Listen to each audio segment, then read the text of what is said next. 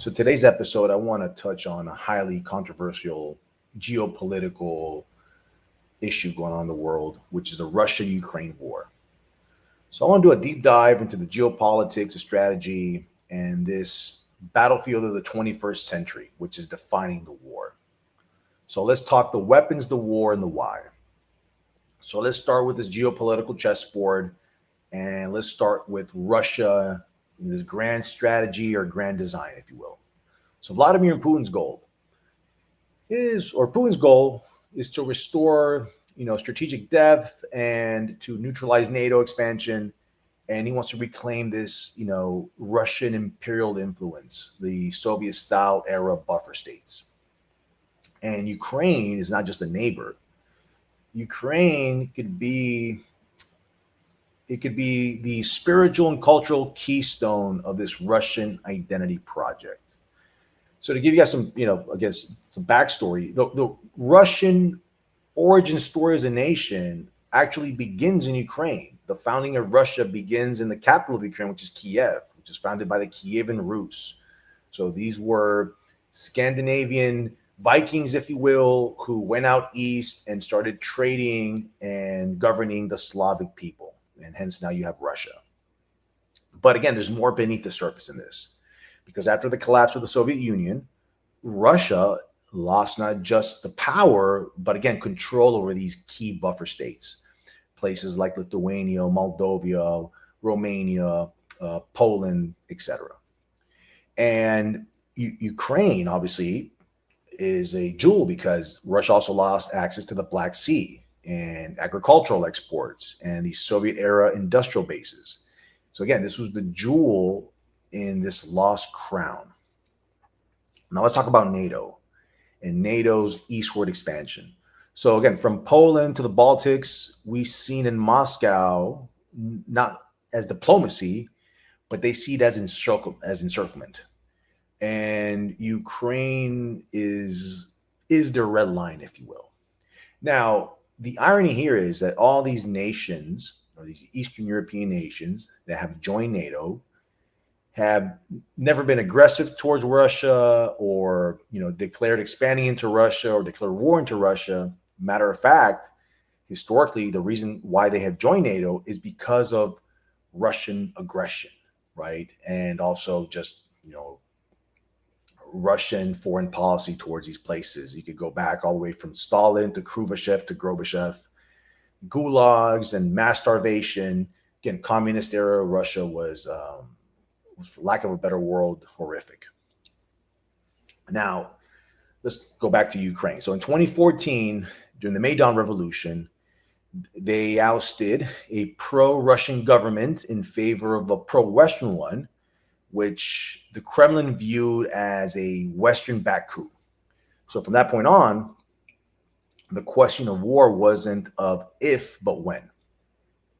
So let's go over Ukraine now. Ukraine is not a NATO member, but it's functionally tied to the West. The West has backed Ukraine with things like weapons and intelligence and economic sanctions towards Russia. And they've done this without firing a single NATO shot. Yet they are bleeding Russia dry. So this is like the first true proxy war of this multipolar age. And this is also about energy. Because Ukraine controls these critical pipelines that once fed, Russian gas into Europe. So after this Nord Stream 2 was installed, Russia lost a major bargaining chip with Europe. So what they did was, in retaliation, it weaponized energy, betting that Europe, they would fracture under their cold winters and gas shortages. But again, these sanctions and these LNG imports and, of course, the German ingenuity and recalibration turned that bet into a strategic loss for Russia. Meanwhile, China watched quietly, and they're measuring the Western unity, the durability of sanctions, and the flow of arms. Because Taiwan is in the shadow, in the background of every battlefield in Ukraine. So they're watching Ukraine and they're learning from Ukraine so they can apply that to Taiwan eventually. Now let's go over the modern battlefield, if you will, the strategy versus the scale. Now, I want to go over Russia's invasion doctrine. So they expected a 3-day decapitation strike to seize Ukraine. This was their version of a blitzkrieg. And they relied on, Spetsnaz, which is, Russian commandos or special forces, airborne units, and these massive armored columns. But the reality is that the Russians had poor logistics, and they have these undertrained conscripts. They basically just, get people off the street, give them a military uniform, and send them off to the front lines. And this disconnected command chain, which unlike the Western armies, they have no NCO corps, right? So your sergeants out in the field, maybe, in charge of a armored division or a platoon, they don't have the dexterity and flexibility to make command decisions on the spot. They have to wait for orders up top. As opposed to Ukrainians, again, they allow their NCOs to make strategic decisions at the moment. So I want to go over now Ukraine's defense playbook, because they're using fourth generation warfare. They have, again, civilian integration, they have drone warfare, and they have Western satellite intelligence. So their strategy is don't fight mass on mass. They're going to fight smart. They're going to fight mobile. They're going to fight surgical, right? They're going to fight a bigger opponent, but they're not going to go strength for strength. They're going to jab. They're going to parry. They're going to circle around. They're going to, bleed them out entirely, the opponent, if you will, to use a boxing analogy. Now let's look over the weapons that change this war. So the Ukrainian weapons, they used the Javelins. And for those of you who don't know what a Javelin is, these are basically tank killers in a backpack. They're infrared guided, top attack missile. They're portable. They're fire and forget. So just like you have post and drop, this is fire and forget. And again, they turned every tree line and street corner into a tank graveyard. The Russians lost thousands of vehicles. Again, many before they even fired a single shot. The Ukrainians also used the HIMARS, and these are basically logistics executioners. So this is a GPS-guided rocket system with a range approximately 80 to 300 kilometers. And these things struck things like ammo dumps and bridges and command posts.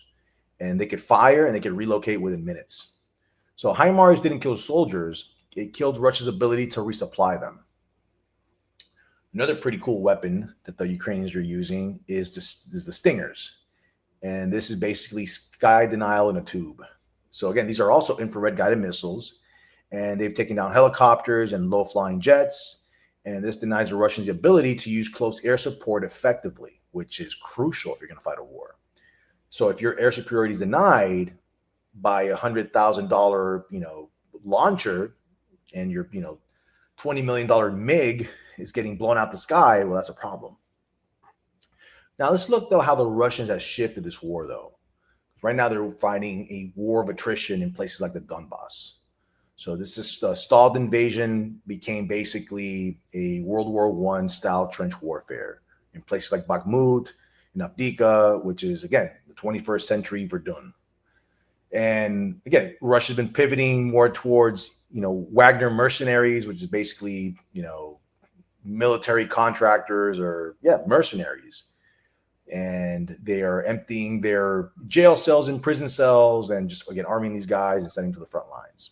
Another strategy that the Russians are using is artillery saturation. So mass artillery. So again, send as many people to the front lines as you can and have them, or provide cover fire, if you will, with artillery. And again, they're using mass mobilization. So when all other tactics failed, Russia tried brute force and again and again and again. So the Ukrainians, they counter-attack this, right? They use counter tactics. So they do, drone strikes deep into Crimea. Again, they target ammo depots and bridges, and they keep, their logistics or Russian logistics under siege constantly. So Ukraine used the West's precision, if you will, to bleed out Russia's massive army. Now, what are the strategic implications of this? Let's look at the military side. Drones are no longer support tools. Now they're central platforms because tanks, they're vulnerable to them, without active, protection, air cover, or some sort of drone countermeasure. Because right now we're fighting these wars with electronic warfare, bandwidth, and ISR, Matter of fact, these things matter more than just pure troop numbers.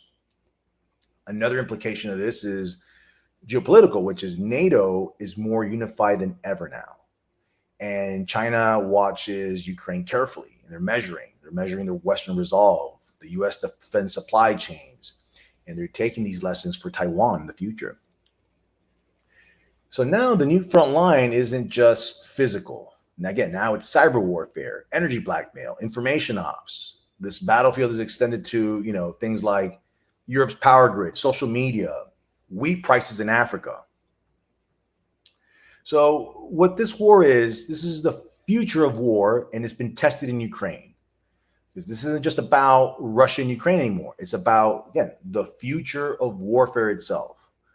Will firepower win or precision? Will mass break morale or will or mobility outmaneuver it? Can democracies outlast autocracies in a war of endurance? And in the battlefield in Ukraine, the world got its answer. And it wasn't what anyone expected. So the conclusion is that wars are no longer won with numbers. They're won with networks. So I hope you guys found this informative. And like always, remember to lift more, eat more, rest more, love more, and hate less. And stay informed, guys. Have a great day.